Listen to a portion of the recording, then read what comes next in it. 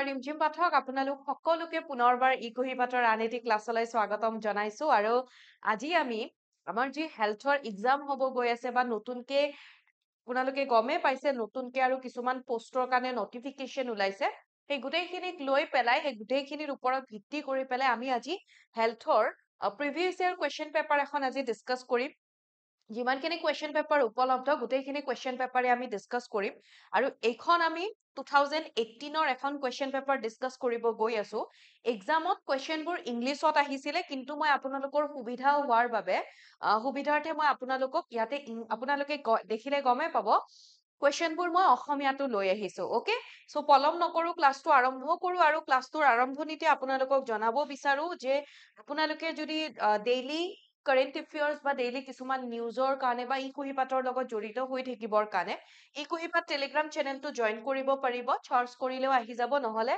Scan কৰি ল'ব পাৰিব আৰু লগতে এইটো মোৰ টেলিগ্ৰাম চেনেল জিকে উইথ ৰিমঝিম মেম বুলি ইয়াতেও আপোনালোকে বিচাৰিলে জইন কৰি ল'ব য'ত মই মোৰ ক্লাছৰ পিডিএফ বোৰ বা তেনেকুৱা কিছুমান কুৱেশ্যন কৰিবৰ কাৰণে দি থাকো ওকে সো এইখন পেপাৰত প্ৰথমটো কুৱেশ্যন কি আছিলে গোটেইকেইটা কুৱেশ্যন আমি ইয়াতে চিৰিয়েলি ডিসকাস কৰিম সো ইয়াতে আমাৰ যিখিনি ধৰি লওক হিষ্ট্ৰী পলিটি জিঅগ্ৰাফি ষ্টেটিক জিকেৰ ওপৰত যিবোৰ কুৱেশ্যন আহিছিলে লগতে জেনেৰেল সায়েন্সৰ ওপৰত যিখিনি কুৱেশ্যন আহিছিলে সেইখিনিও আমি ডিসকাস কৰিম ওকে আপোনালোকে গমে পায় হেল্থৰ এক্সামত সায়েন্সৰ কুৱেশ্যন খুব ইম্পৰ্টেন্ট সায়েন্সৰ ওপৰত কুৱেশ্যন আহে কমেও 10টা বা 15টা কুৱেশ্যন আহে ৰাইট সো সেই সায়েন্সৰ কাৰণেও আমি একেলগে আমি যেতিয়া ক্লাছবোৰ কৰিম সায়েন্সৰ কাৰণে এক্সট্ৰাকে ক্লাছ কৰিম আমি ঠিক আছে আৰু যদি নিজে আপোনালোকে পঢ়িব বিচাৰে ক্লাছ 10 লৈকে পঢ়িলে হল ক্লাছ 10ৰ সায়েন্স সাফিচিয়েন্ট ঠিক আছে সো প্ৰথমটো কুৱেশ্যন ইয়াতে কি কৈছিলে the Aryans came to India from আৰ্যসকল ভাৰতলৈ আহিছিল আৰ্যসকল ভাৰতলৈ ক'ৰ পৰা আহিছিল আৰ্যসকল এই কুৱেশ্যনটোৰ লগত আকৌ আমাক এনেকেও সুধিব পাৰে আৰ্যসকল ভাৰতত ক'ত বসবাস কৰিছিল সপ্ত সিন্ধুৰ পাৰত সপ্ত মানে কি হয় সাত সিন্ধু দ্যাট মিন্স কি হয় ইন্দাছ ৰিভাৰ ইন্দাছৰ লগত আকৌ আমি সৰস্বতী নদীখন যদি লগাই দিও আৰু লগতে ইন্দাছ নদীৰ 5খন ট্ৰিবিউটাৰী বা 5খন উপনদী এই 7খন নদীক লৈ পেলাই কি হয় সপ্ত সিন্ধু বা এই 7খনকে সপ্ত সিন্ধু বুলি কোৱা হয় আৰু আৰ্যসকলে যেতিয়া ভাৰতত প্ৰথম আহিছিলে তেওঁলোকে এই অঞ্চলটোতে বসবাস কৰিছিল তেওঁলোক ভাৰতত ক'ৰ পৰা আহিছিল চেন্ট্ৰেল এছিয়াৰ পৰা আহিছিলে মধ্য এছিয়া এতিয়া আৰ্যসকল যে ভাৰতত চেন্ট্ৰেল এছিয়াৰ পৰা আহিছিলে সেই থিয়ৰিটো কোনে প্ৰুভ কৰিছিলে বুলি যদি সোধে বা কোনে কৈছিলে চেন্ট্ৰেল এছিয়াৰ পৰা আহিছিল বুলি মেক্স মুলাৰ মনত ৰাখিব আৰ্যসকল ক'ৰ পৰা আহিছিল সেইটোক লৈ পেলাই বহুত কেইগৰাকী ব্যক্তিয়ে বহুতখিনি কথা কয় সকলোৰে বেলেগ বেলেগ হয় কিন্তু আমি মেক্স মুলাৰে যিটো চেন্ট্ৰেল এছিয়ান থিয়ৰি দিছে সেইটোহে আমি বিলিভ কৰো ঠিক আছে নেক্সট কুৱেশ্যন ইয়াতে Tripitaka are the sacred books of which of the following religions? Tripitaka তলত উল্লেখ কৰা কোনটো ধৰ্মৰ পবিত্ৰ গ্ৰন্থ ধৰ্মকেইটা কি আছে জৈনিজিম বুদ্ধিজিম হিন্দুইজিম জোৰস্ট্ৰিনিজিম জৈন ধৰ্ম বৌদ্ধ ধৰ্ম হিন্দু ধৰ্ম আৰু জোৰাস্তাৰ ধৰ্ম তো ইয়াতে আমি যদি চাও জৈন ধৰ্মৰ কথা আমাক যদি সোধে জৈন ধৰ্মৰ বা শিখৰ কি হয় গুৰু গ্ৰন্থ সাহিব ৰাইট তো জৈন ধৰ্মৰ হয় আগমা সূত্ৰ তো আগমা সূত্ৰ বুলি ক'লে হ'ব জৈন ধৰ্ম জোৰেষ্ট্ৰিনিজিমৰ কি হ'ব দা এভেষ্টাখন হৈছে জোৰেষ্ট্ৰিনিজিমৰ হিন্দুইজিমৰ কি হয় যিবোৰ আমাৰ বেদ উপনিষদবোৰ আছে বেদ উপনিষদ সমূহ হৈছে আমাৰ পবিত্ৰ ধৰ্ম গ্ৰন্থ তো থাকিল কি বুদ্ধিজিম বা বৌদ্ধ ধৰ্ম এই বৌদ্ধ ধৰ্মটোৰ পবিত্ৰ গ্ৰন্থখন হৈছে ত্ৰিপিটক ঠিক আছে ত্ৰিপিটক অৰ্থাৎ তিনিখন পিটাকা তাৰ মানে বাস্কেট ত্ৰি মানে তিনিখন তো কি পিটাকা লগ লাগি গঠন হৈছে আমাক যদি সোধে চুত্তা পিটাকা বিনায়া পিটাকা আৰু অভিধম্ম পিটাকা এইবোৰ আমি ইণ্ডিয়ান হিষ্ট্ৰী পঢ়িলে তাত আমি ভালকে পঢ়িবলৈ পাম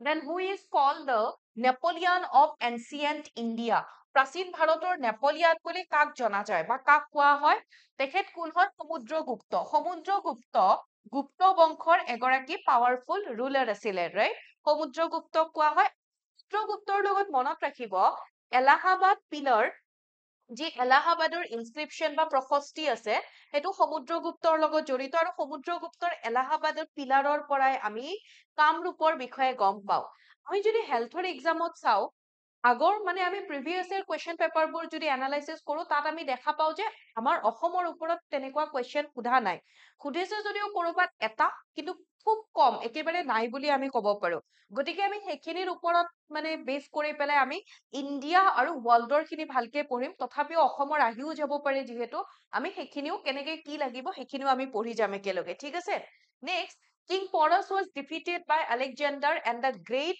Alexander the Great in the Battle of আমাৰ ভাৰতৰ এগৰাকী ৰজা আছিলে পৰাছ আলেকজেণ্ডাৰে যেতিয়া ভাৰত আক্ৰমণ কৰিবলৈ আহিছিলে ক'ৰ পৰা আহিছিলে আকৌ মেচেডনিয়াৰ পৰা আহিছিলে এইটো কুৱেশ্যনো সুধিব পাৰে তো আলেকজেণ্ডাৰ যেতিয়া ভাৰতলৈ আহিছিলে তেখেতে ইয়াতে কি হয় পৰাছৰ লগত এখন যুদ্ধত লিপ্ত হৈছিলে যুদ্ধখনৰ নাম কি হয় আৰু সেই যুদ্ধখন ঝিলাম ৰিভাৰৰ পাৰত হৈছিলে ঝিলাম নদীৰ পাৰত হৈছিলে যি ঝিলাম নদী সিন্ধু নদীৰ এখন কি হয় উপনদী হয় ঠিক আছে সপ্ত সিন্ধুৰ ভিতৰত এই ঝিলাম নদীখনো আহিব ক্লিয়াৰ তো ঝিলাম নদীখনক আমি যদি সংস্কৃতত চাওঁ বিতাস্তা বুলি কোৱা হয় আৰু ইয়াতে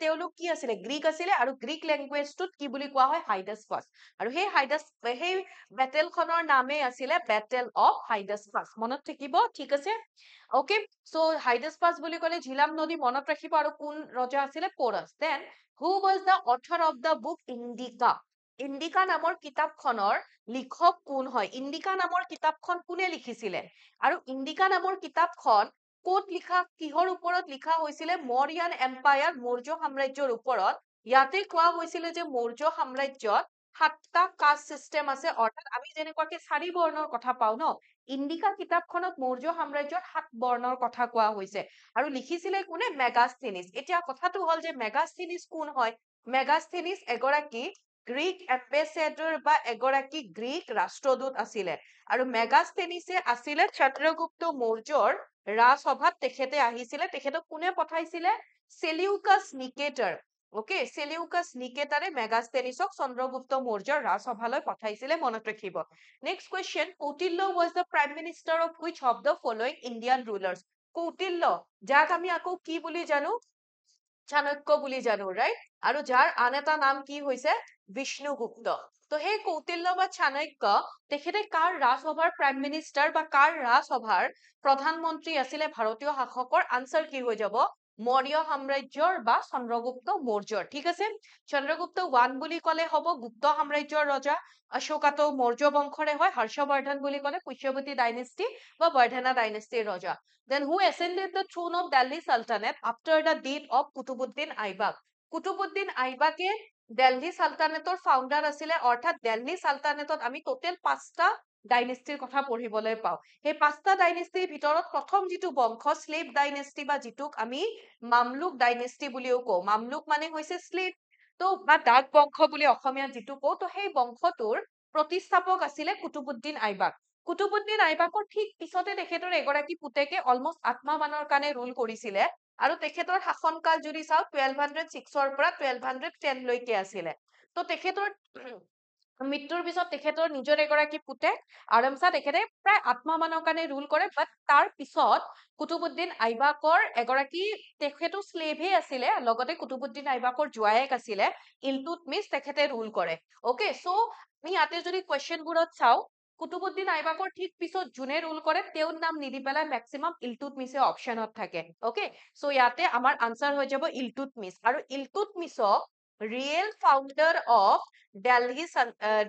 ফাউণ্ডাৰ অফ স্লেভ ডাইনেষ্টি বা দিল্লী সালতানেট বুলি কোৱা হয় তো আমি ইয়াতে যদি ডাক বংশৰ প্ৰকৃত প্ৰতিষ্ঠাপক বুলি আমি যদি কওঁ ৰিয়েল ফাউণ্ডাৰ বা প্ৰকৃত প্ৰতিষ্ঠাপক তেতিয়াহ'লে কাক কম Iltutmish clear next question who wrote the book Ramcharitmanas নামৰ কিতাপখন কাৰ দ্বাৰা লিখা হৈছিলে ৰামদাস কবিৰ ৰামদাস তুলসীদাস আৰু শংকৰাচাৰ্য কোনে লিখিছিলে তুলসীদাসে লিখিছিলে আৰু এইখন কি হয় আমাৰ যিখন ৰামায়ণ হয় ৰামায়ণৰে এখন আনাদাৰ ভাৰ্চন হয় ৰামচৰিত মানস যিখন তুলসীদাসে লিখিছিলে সো ইয়াতে মই আপোনালোকক জনাব বিচাৰো যিটো আগন্তুক ডিএমইৰ যি এক্সাম হ'ব গৈ আছে তো সেই এক্সামৰ অৰ্থাৎ 12 তাৰিখটো নহয় নেক্সট আকৌ যিটো আমাৰ নটিফিকেশন ওলাইছে টোটেল আমি পোষ্ট যদি চাও 3130 সো সেই পোষ্টৰ কাৰণে আমাৰ ইয়াতে এই কুহিপাতত আপোনালোকে যদি জড়িত হৈ পেলাই গোটেইখিনি ভালকে পঢ়িব বিচাৰে গোটেইকেইটা সাবজেক্ট এ টু জেড একেবাৰে বেসিকৰ পৰা গোটেইখিনি আপোনালোকে যদি পঢ়িব বিচাৰে আমাৰ ইয়াতে এটা কোৰ্স এটা লঞ্চ কৰা হৈছে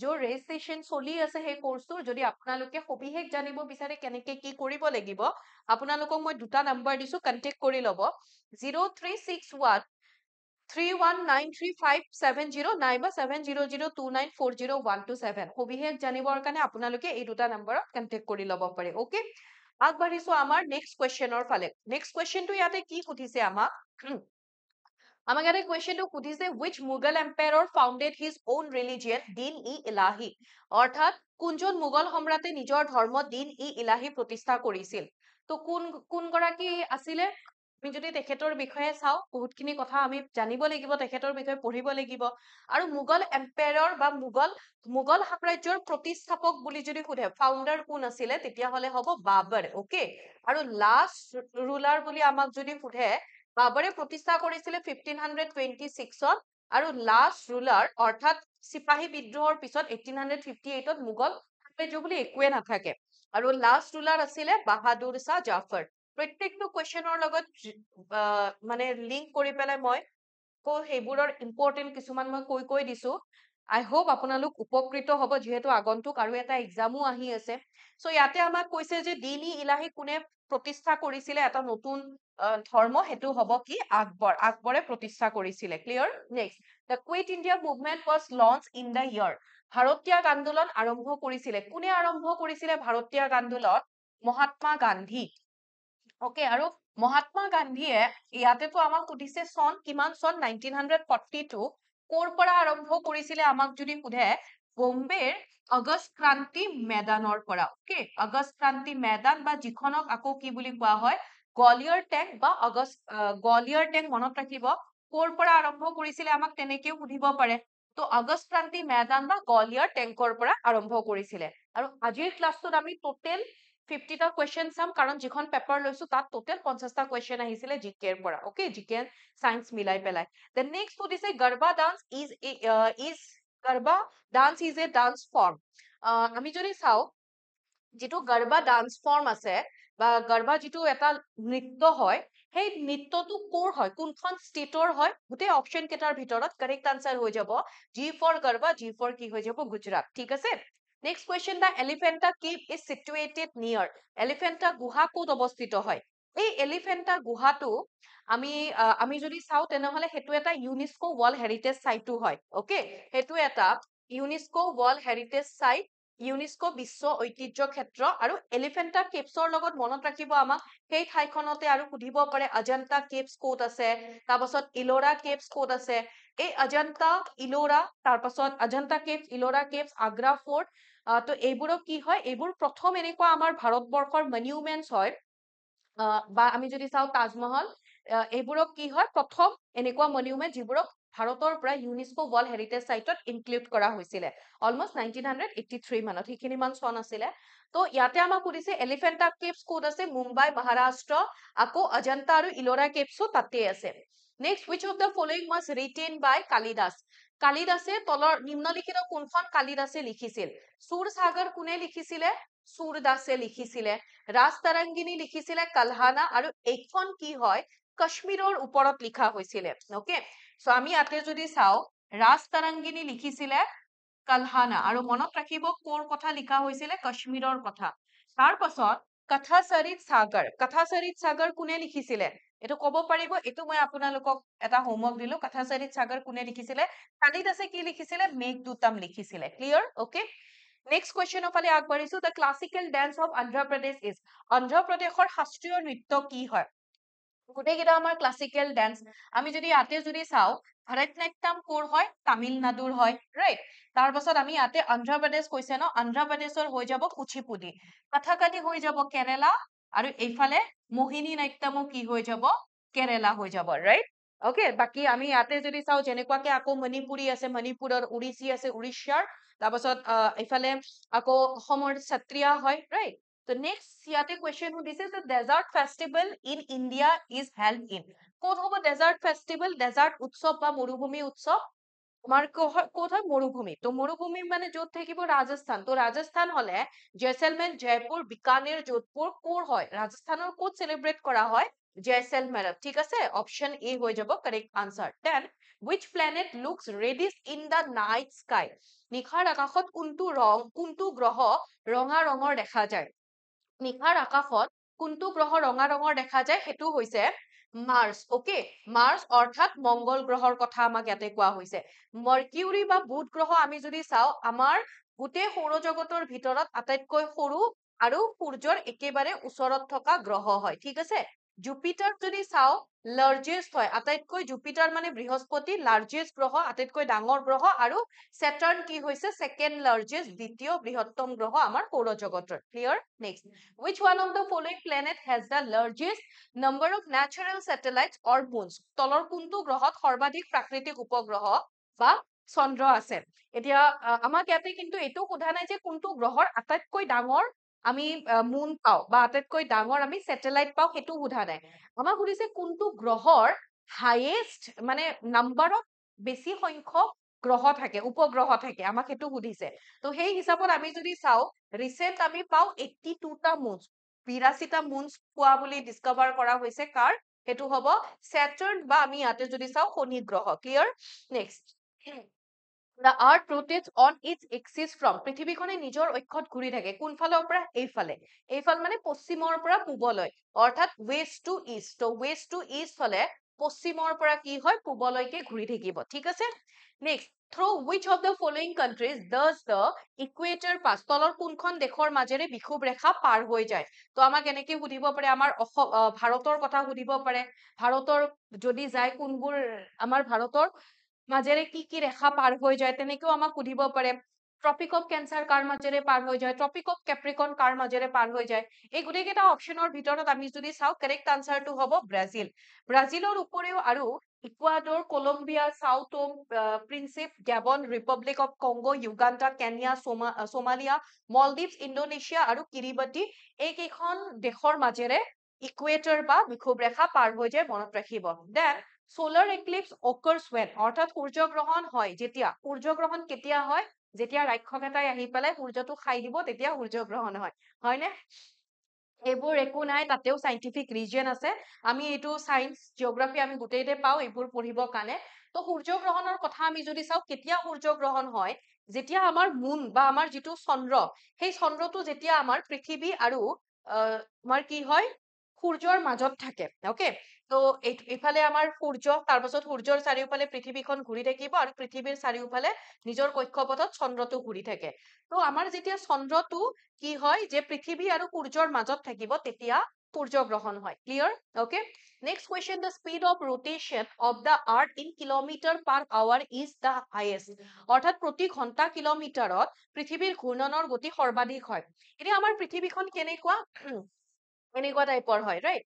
তো মানে এনেকে সেই হয়, তো এনেকুৱাকে ঘূৰে। সো আমি যদি চাওঁ তেনেহলে পৃথিৱী সূৰ্যৰ পৰা ইয়াতে যদি চাওঁ বা পৃথিৱীখনৰ আমাৰ ইয়াতে আমাক ইয়াতে সুধিছে যে আটাইতকৈ বেছি স্পীডত বা আটাইতকৈ বেছি গতি সৰ্বাধিক ক'ত হয় যদি সোধে, তেতিয়াহলে মনত ৰাখিব সেইটো হ'ব ইকুৱেটৰ। ইকুৱেটৰ মানে যিডাল বিষুৱ ৰেখা। তো ইয়াতে কি হয়? ইকুৱেটৰত এইফালে এনেকে বিষুৱ ৰেখা থাকিব। তো ইকুৱেটৰৰ দূৰত্ব বেছি, আৰু পোল বুলি আমি যদি কওঁ নৰ্থ পোল, সাউথ পোল, দক্ষিণ গোলাৰ্ধ, ইয়াতে দূৰত্বটো কম হয়। তো ইয়াতে আমাৰ আনসাৰ হৈ যাব along the equator। ওকে, বিষুৱ ৰেখাৰ কাষেৰে যেতিয়া যাব তেতিয়া দূৰত্ব বেছি হয়। Then which of the following is a metamorphic rock? Metamorphic rock মানে ৰূপান্তৰিত শিল। এই গোটেইবোৰৰ ভিতৰত metamorphic rock বা ৰূপান্তৰিত শিল কোনটো হয় সেইটো আমাক সোধা হৈছে। আমি ইয়াতে যদি চাওঁ, আমি ইগনিচিয়াছ ৰক পাওঁ, তাৰপাছত আমি গেডিঅ হিল এনেকুৱাকে পাওঁ, আগ্নেয় হিল এইবোৰ পাওঁ। ওকে, সো আমি ৰূপান্তৰিত শিল পাওঁ। তো এই গোটেইবোৰৰ ভিতৰত মেটামৰফিক ৰক কোনটো হয় আমাক সুধিছে। অপশ্যন আছে স্লেট, স্যান্ডস্টোন, শেল আৰু লাইমস্টোন। তো ইয়াতে আমাৰ আনসাৰ হৈ যাব স্লেট। ওকে, তো যিটো আমাৰ এটা গেডিঅ হিল বা যিটো সেডিমেন্টাৰী ৰক শেল, তাৰে ৰূপান্তৰটো হৈছে slate. Okay, next, which one of the following countries is known as land of thousand lakes?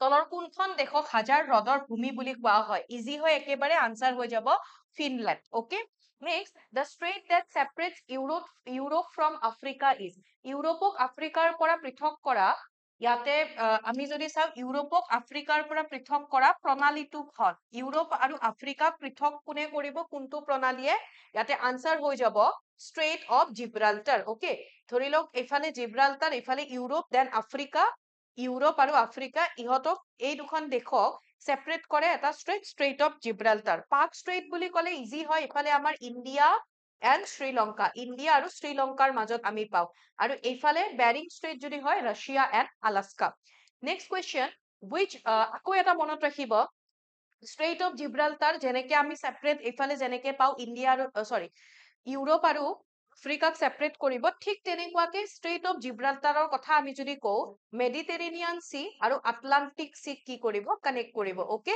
Mediterranean আৰু আটলান্টিক সিৰ কথাও যদি সোধে আৰু যদি তাতে আমাক ষ্ট্ৰেইট বা প্ৰণালীৰ কথা সোধে তেতিয়া ষ্ট্ৰেইট অফ জিব্ৰাল্টাৰ মনত ৰাখিব then which is the deepest freshwater lake in the world পৃথিৱীৰ আটাইতকৈ গভীৰ মিঠা পানীৰ হ্ৰদ কোনটো হয় deepest যেতিয়া আমাক deepest বুলি যেতিয়া ক'ব গভীৰ বুলি যেতিয়া ক'ব আমাক হাইয়েষ্ট বা সেইবোৰ নহয় হাইয়েষ্ট সেইবোৰ সুধিলে বেলেগ হ'ব ডিপেষ্ট গভীৰ বুলি ক'লে হ'ব লেক বাইকাল ওকে বাইকাল লেকটো হ'ব বৈকাল হ্ৰদ then Malta is located in which of the following six Malta ক'ত অৱস্থিত M for Malta M for Mediterranean sea মনত ৰাখিব অৰ্থাৎ ভূমধ্য সাগৰত মাল্টা অৱস্থিত হয় ঠিক আছে সো নেক্সট কুৱেশ্যন আমাক ইয়াতে কি সুধিছে which of the following European countries has coastline with the Atlantic Ocean তলৰ কোনখন ইউৰোপীয় দেশৰ আটলান্টিক মহাসাগৰৰ সৈতে উপকূল আছে বুলি আমাক সুধিছে তো ইউৰোপিয়ান কান্ট্ৰি বুলি ক'লে এইকেইখন হৈছে আমাৰ ইউৰোপিয়ান কান্ট্ৰি মানে এইখন হৈছে ইউৰোপ ওকে এখন আটলান্টিক অ'চিয়ান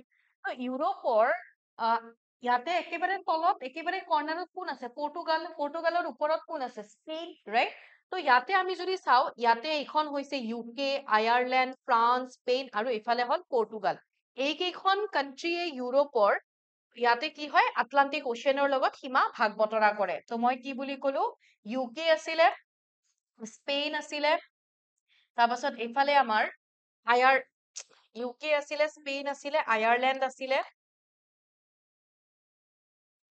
ফ্ৰান্স আছিলে আৰু একেবাৰে তলত কোন আছিলে পৰ্তুগাল আছিলে তো গোটেই কেইটা অপচনৰ ভিতৰত কাৰেক্ট আনসাৰ কোনটো হৈ যাব অপচন এ পৰ্তুগাল ৰাইট তো এইখিনি মনত ৰাখিব UK Ireland France Spain and Portugal clear Next question, the world's largest coral reef is found near the coast of which of the following?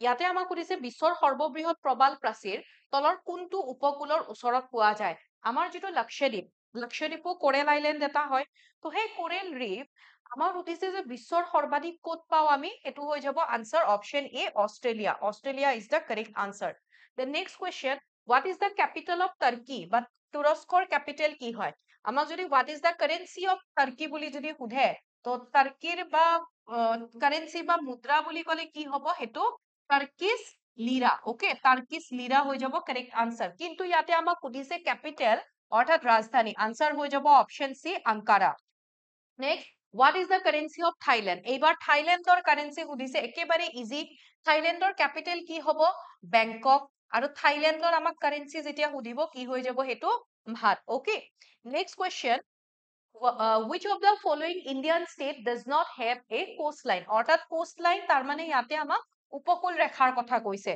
কোনখন ভাৰতীয় ৰাজ্যৰ উপকূল ৰেখা নাই বুলি কৈছে আমি বুজিলে হ'ল যে সাগৰৰ পাৰত অৱস্থিত নহয় আমি ইয়াতে যদি চাও গুজৰাটখন ধৰি লওক ইয়াতে আছে গুজৰাটৰ ইফালে কি আছে মহাৰাষ্ট্ৰ তাৰপাছত গোৱা পাও কৰ্ণাটকা কেৰেলা দেন ইফালে আমাৰ তামিলনাডু তাৰপাছত আমি এনেকে অন্ধ্ৰপ্ৰদেশ উৰিষ্যা ৱেষ্ট বেংগল এইবোৰ পাওঁ ৰাইট এইখিনিত কি আছে ৰাজস্থানখন আছে ৰাজস্থানৰ তলত ইফালে গুজৰাট ৰাজস্থানে জানো বৰ্ডাৰ শ্বেয়াৰ কৰে বা সাগৰীয় পাৰ আছে জানো নাই ন তো ইয়াতে আনসাৰ হৈ যাব ৰাজস্থান অপচন এ হৈ যাব correct answer then which of the following Indian state forms the easternmost border of the country তলত উল্লেখ কৰা ভাৰতীয় ৰাজ্যসমূহৰ ভিতৰত কোনখন ৰাজ্যই দেশৰ পূব সীমা গঠন কৰে বুলি কৈছে তো ইষ্টাৰ্ণ মোষ্ট বাউণ্ডাৰীৰ কথা আমি যদি চাওঁ আমাৰ একেবাৰে পূবৰ ফালে কোনখন ভাৰতীয় ৰাজ্য আছে নৰ্থ ইষ্টৰ একেবাৰে পূবত আকৌ কোন আছে অৰুণাচল প্ৰদেশ আছে ইয়াতে আপোনালোকে আৰু এটা বস্তু মনত ৰাখিব সেইটোৰ ওপৰতো আমাক কেতিয়াবা কুৱেশ্যন সোধে আমাৰ ভাৰতীয়ৰ একেবাৰে পইণ্টবোৰ একেবাৰে শেষৰ পইণ্টবোৰ মানে আমি ইয়াতে যদি চাওঁ নৰ্থৰ মোষ্ট পইণ্ট বুলি সুধিব পাৰে নৰ্থৰ পইণ্ট যিটো হৈছে ইন্দিৰা কোল তো ইন্দিৰা কোল যিটো আমাৰ লাডাখত অৱস্থিত একেবাৰে পূবৰ উত্তৰৰ পইণ্ট, দক্ষিণৰ পইণ্ট বুলি ক'লে সাউথাৰ্ণ মোষ্ট পইণ্ট বুলি ক'লে আমি দুটা পাওঁ। যদিহে আমাক লেণ্ড বুলি মেইন লেণ্ড বুলি যদি মেনশ্যন কৰে তেতিয়াহ'লে হ'ব কন্যাকুমাৰী। তো কন্যাকুমাৰী আৰু আমাক কোনো যদি মেইন লেণ্ড এইবোৰ মেনশ্যন নকৰে আৰু যদি ইন্দিৰা পইণ্ট বুলি থাকে আমি সেইটো কাৰেক্ট কৰিম। কাৰণ ইন্দিৰা পইণ্ট আমি ইয়াতে যদি চাওঁ আমাৰ ইয়াতে সাউথৰ ফালে আমি কি পাওঁ আন্দামান নিকোবৰ। সো সেই আন্দামান এণ্ড নিকোবৰ ইয়াতে নিকোবৰত একেবাৰে যিটো সাউথাৰ্ণ মোষ্ট পইণ্ট একেবাৰে তলত আমি ইন্দিৰা পইণ্ট পাওঁ। আকৌ একেবাৰে ৱেষ্টত আমি যদি চাওঁ ৱেষ্টাৰ্ণ মোষ্ট পইণ্ট যিটো গুজৰাটত আছে গুহৰমতি, মনত ৰাখিব এইবোৰ আমাক সোধে। আৰু ইষ্টৰটো আমি ক'লো ইষ্টাৰ্ণ মোষ্ট ষ্টেট বুলি ক'লে অৰুণাচল প্ৰদেশ, আৰু অৰুণাচল প্ৰদেশতে আছে কিবিথু, সেইটো হৈছে আমাৰ একেবাৰে পূবৰ একেবাৰে শেষৰ বিন্দু। Okay, next question, which of the following river flows from east to west? East to west মানে পূবৰ পৰা এনেকে পশ্চিমলৈ আহিব লগ লাগিব পশ্চিমত। তো পশ্চিমত এইফালে কি আছে আৰাবিয়ান চি, আৰৱ সাগৰ। আৰু যদি পূবত যদি এনেকে যায় পূবৰ ফালে যদি যায় পূবত কি আছে কাৰ লগত লগ লাগিব বে অফ বেংগল বা বংগোপসাগৰ। অকে, এতিয়া এই যিবোৰ পশ্চিমৰ ফালে আৰৱ সাগৰত লগ লাগিব এই ৰিভাৰ্ছবোৰক আমি আকৌ ৱেষ্ট ফ্লয়িং ৰিভাৰ্ছ বুলি কওঁ। তো আমাক কেতিয়াবা এই ৱৰ্ডটো ইউজ কৰিব পাৰে ৱেষ্ট ফ্লয়িং ৰিভাৰ মানে পশ্চিমৰ ফালে বৈ অহা নদী। আৰু ইষ্ট ফালে কি হ'ব পূবৰ ফালে হলে কি হ'ব ইষ্ট ফ্লয়িং ৰিভাৰ হ'ব, ৰাইট। তো আমাৰ মেক্সিমাম ৰিভাৰ আমাৰ ইষ্ট ফ্লয়িং হয়, পূবৰ ফালে আহে বিকজ ঢালটো এইফালে আছে, অৰ্থাৎ পূবৰ ফালে ঢাল খোৱা হেলনীয়া ইফালে হয়তো যিফালে হেলনীয়া হ'ব বেছি সেইফালে নদীবোৰ বৈ আহিব। তো এইফালে যেনেকুৱাকে আমি যদি চাওঁ মহানদী কৃষ্ণা কাবেৰী গোদাবৰী এইবোৰ মেইন ৰিভাৰবোৰ ইষ্ট ফ্লয়িং হয়। আৰু বাকী এইফালে আমি ৱেষ্ট ফ্লয়িং যদি চাওঁ নৰ্মদা মাহি তাপ্তি সাবৰমতি এইবোৰ কি হয় ৱেষ্ট ফ্লয়িং। তো এই গোটেইকেইটা অপশ্যনৰ ভিতৰত ৱেষ্ট বুলি কৈছে মানে পূবৰ পৰা পশ্চিম, তো ৱেষ্ট ফ্লয়িং ৰিভাৰ হৈ যাব option A Narmada river. Clear? Next question, under which article of the constitution is the presidential rule promulgated in any state in India? সংবিধানৰ কোনটো অনুচ্ছেদৰ অধীনত ভাৰতৰ যিকোনো ৰাজ্যত ৰাষ্ট্ৰপতিৰ শাসন জাৰি কৰা হয়? ৰাষ্ট্ৰপতিৰ শাসন প্ৰেচিডেন্সিয়েল ৰুল বা যিটোক আমি ষ্টেট ৰুল বুলিও কওঁ। তাৰ মানে আমাক ইয়াতে সুধিছে ইমাৰ্জেঞ্চিৰ কথা, জৰুৰীকালীন অৱস্থাৰ কথা। আমাৰ ভাৰতবৰ্ষত তিনি ধৰণৰ ইমাৰ্জেঞ্চি লাগু কৰা হয়। এটা হৈছে নেশ্যনেল ইমাৰ্জেঞ্চি, এটা হৈছে ষ্টেট ইমাৰ্জেঞ্চি যিটোৱে প্ৰেচিডেন্সিয়েল ৰুল বুলি কোৱা হয় ৰাষ্ট্ৰপতিৰ শাসন, আৰু এটা হৈছে ফাইনেন্সিয়েল ইমাৰ্জেঞ্চি। এই গোটেইকেইটা ইমাৰ্জেঞ্চি কোনে ইছ্যু কৰে কোনে ডিক্লেয়াৰ কৰিব পাৰে অনলি প্ৰেচিডেণ্ট, ঠিক আছে। গোটেই কেইটাৰ লগত যি আৰ্টিকল ৰিলেটেড হৈ আছে সেইকেইটাৰ 4টা গেপছ আছে মাজত, তেনেকে মনত ৰাখিলে হ'ল। এটা মনত ৰাখিলে 3টা মনত থাকিব। নেশ্যনেল ইমাৰ্জেঞ্চি হলে আৰ্টিকল 352, ষ্টেট ইমাৰ্জেঞ্চি হলে আৰ্টিকল 356, ফাইনেন্সিয়েল ইমাৰ্জেঞ্চি হলে আৰ্টিকল 360। তো ইয়াতে আমাক ষ্টেট বুলি কৈছিলে প্ৰেচিডেন্সিয়েল ৰুল, তাৰ মানে অপশ্যন এ হৈ যাব কাৰেক্ট আনসাৰ অনুচ্ছেদ 356। Next question, POCSO act is related two. এই পক্সোৰ ফুল ফৰ্মটো আমাক কেতিয়াবা সুধিব পাৰে। এই চিটোৰ অৰ্থ যদি আমি গম পাই গলো ন আনসাৰ আমি পাই গলো। C4 কি হ'ব পাৰি ইয়াতে চিভিল সাৰ্ভেন্টটো নহয়, আনসাৰ হৈ যাব অপশ্যন বি চিলড্ৰেন। এতিয়া আমি পক্সো এক্টৰ ফুল ফৰ্মটো আমি যদি চাওঁ P4 হৈ যাব প্ৰটেকশ্যন অফ, C4 কি কলো চিলড্ৰেন। কিহৰ পৰা চিলড্ৰেনক প্ৰটেক্ট কৰিব from sexual offences act. Okay, এইখন হৈছে পক্সো এক্ট। তাৰ মানে P4 protection of children from sexual offenses act, ঠিক আছে। Next question, two atoms are said to be isotope if। এইবাৰ আহিলে আমাৰ সায়েন্সৰ কুৱেশ্যন। তো আইসোটোপ বুলি ক'লে হ'ব সমস্থানিক, আৰু এটা আমি পাওঁ আইসোবাৰ। আইসোবাৰ বুলি ক'লে হ'ব সমভাৰী। আইসোটোপ এণ্ড আইসোবাৰ উল্টা হয় এই দুটাৰ। তো ইয়াতে আমি যদি আইসোটোপৰ কথা যদি কওঁ, আইসোটোপ মানে কি হয়, এতিয়া আমি হাইড্ৰজেনৰ কথা যদি কওঁ হাইড্ৰজেনৰ এটমিক নাম্বাৰ, হাইড্ৰজেন কওঁ হিলিয়াম লিথিয়াম যিয়ে কওঁ এটমিক নাম্বাৰ একেই হয়, সেমে থাকে, ৰাইট। তো কোনো এটমৰটো এটমিক নাম্বাৰ কোনো পৰমাণুৰ এটমিক নাম্বাৰটো চেঞ্জ নহয়। হাইড্ৰজেনৰ এটমিক নাম্বাৰ বুলি ক'লে আমি যিটো আণৱিক সংখ্যা সেইটো একে হয় 1 হয়, কিন্তু আমি বেলেগ বেলেগ ঘৰৰ হাইড্ৰজেন পাওঁ। তাৰ মানে কি হয় এটমিক নাম্বাৰ সেম বাট মাছ নাম্বাৰ ডিফাৰেণ্ট। তাৰ মানে ইয়াতে যদি কওঁ পাৰমাণৱিক সংখ্যা একেই থাকিব কিন্তু মাছ নাম্বাৰ যদি ডিফাৰেণ্ট হয় তেতিয়াহ'লে সেইটো হ'ব ঘৰৰ সংখ্যা বেলেগ হলে সেইটো হ'ব আইসোটোপ। আইসোবাৰ বা যিটোক আমি মই যিটোক সমভাৰী বুলি কলো, তো তাৰ মানে কি হয় ইয়াতে মনত ৰাখিব এটমিক নাম্বাৰ ডিফাৰেণ্ট তো এটমিক নাম্বাৰ ডিফাৰেণ্ট হলে কি হয় আমাৰ এটমটোৱে বেলেগ হ'ব লাগিব পৰমাণুৱে বেলেগ হ'ব লাগিব ফৰ এক্সাম্পল আৰ্গন আৰু কেলছিয়াম তো আৰ্গন আৰু কেলছিয়াম বেলেগ বেলেগ পৰমাণু এটমিক নাম্বাৰ বেলেগ বেলেগ বাট সিহঁতৰ যিটো ভৰ হয় 40 হয় সেইটো সেম হয় তাৰ মানে atomic number different but mass number same সেইটো হৈ যাব আইসোবাৰ বা সমভাৰী ক্লিয়াৰ সো ইয়াতে অপশন এ হৈ যাব correct answer then next the loudness of sound is related to শব্দৰ তীব্ৰতাৰ সম্পৰ্ক আছে ফ্ৰিকুৱেন্সি কম্পনাঙ্ক এমপ্লিটিউড বিস্তাৰ স্পীড ত্ৰুটি পিচ তীক্ষ্ণতা তো এমপ্লিটিউড লাউডনেস বুলি ক'লে কিহৰ লগত আছে সম্পৰ্ক এমপ্লিটিউড বা ইয়াৰ বিস্তাৰৰ লগত কেনেকৈ কি হয় হেবোৰ আমি সায়েন্স পঢ়িলে ভালকে গম পাম তাত আমি ডিসকাস কৰিম that the phenomenon of total internal reflection is observed in which of the following সম্পূৰ্ণ আভ্যন্তৰীণ প্ৰতিফলনৰ পৰিঘটনাটো তলৰ কোনটোত দেখা যায় ইয়াতে যদি আমি এই ৰিফ্লেকশন ওয়াৰ্ড মিনিংটো যদি বুঝো একেবাৰে সিম্পলি বুজিব লাগিলে ধৰি লওক এখন স্বচ্ছ মাধ্যম আছে ইয়াতে পোহৰ গৈ পেলাই সেই স্বচ্ছ মাধ্যমত পোহৰ পৰি সেই পোহৰ যদি পুনৰ সেই একেটা পথেৰে উভতি আহে দ্যাট ইজ কল্ড ৰিফ্লেকশন বা প্ৰতিফলন প্ৰতিসৰণ বা ৰিফ্লেকশন মানে কি হয় ধৰি লওক এখন মাধ্যম পোহৰ যেতিয়া পাছ হৈ যাব এনেকুৱাকে বাট অকমান বেন্ড হৈ যায় সেইটো হয় কি পোহৰ পাৰ হৈ গলে সেইটো ৰিফ্ৰেকশন বা হেতুক আমি অসমীয়াত প্ৰতিসৰণ বুলি কওঁ ওকে এতিয়া ইয়াতে আমাৰ যিকেইটা অপশন আছে তাৰ ভিতৰত আমি এই লেন্সৰ কথা যদি চাও লেন্স এখনৰ মাজেৰে সদায় পোহৰ পাৰ হৈ যায় তো পাৰ হলে ৰিফ্ৰেকশন হ'ব প্ৰতিসৰণ হ'ব এটো নহব টুইংকলিং অফ ষ্টাৰ এটোও নহয় তৰাৰ তীৰবিৰণী কিহৰ কাৰণে হয় এটমস্ফেৰিক ৰিফ্ৰেকশন বায়ুমণ্ডলীয় প্ৰতিসৰণৰ কাৰণে হয় তো এটো নহব হ'ব কি আনসাৰটো স্পাৰ্কলিং ডায়মণ্ড তাৰমানে ধৰি লওক এটা ডায়মণ্ড আছে এই ডায়মণ্ডটোৰ ভিতৰত কি হয় টোটাল ইন্টাৰনেল ৰিফ্লেকশন বা আভ্যন্তৰীণ প্ৰতিফলন দেখা পোৱা যায় okay next electricity is produced in a dry cell through conversion of energy from শুকান কোষত শক্তিৰ কিহৰ ৰূপান্তৰৰ জৰিয়তে বিদ্যুৎ উৎপাদন হয় কোক বুলি ক'লে বা সেল বুলি ক'লে ধৰি লওক বেটাৰী যেনেকে আমাৰ টৰ্চত কি থাকে আমি বেটাৰী ইউজ কৰো সেই বেটাৰীৰ তাৰে পৰা টৰ্চটোৰ সেই বেটাৰীবোৰৰ কাৰণেহে টৰ্চটো গ্লো হয় বা জ্বলি উঠে লাইটটো তো সেইটো আমি ধৰি ললো বিদ্যুৎ শক্তি বা লাইট এনাৰ্জিৰ কথা কৈছে তো সেইটো লাইটটো কিহৰ কাৰণে পালো টৰ্চটোত যিটো বেটাৰী ইউজ কৰিলো বেটাৰীটোত কি আছে কেমিকেল ৰাসায়নিক পদাৰ্থ আছে তাৰ মানে ইয়াতে যিখিনি কেমিকেল এনাৰ্জি বা যিখিনি ৰাসায়নিক শক্তি আছে সেইখিনি কিহলৈকে কনভাৰ্জন হৈ গৈছে কিহলৈকে কনভাৰ্ট হৈছে ৰূপান্তৰ হৈছে লাইট এনাৰ্জি বা আমি ক'ব পাৰো ইলেক্ট্ৰিচিটি লৈকে কনভাৰ্ট হৈছে okay then the main constituent of vinegar is ভিনেগাৰৰ মূল উপাদানটো কি হয় ভিনেগাৰৰ মূল উপাদানটো হয় এসিটিক এসিড ওকে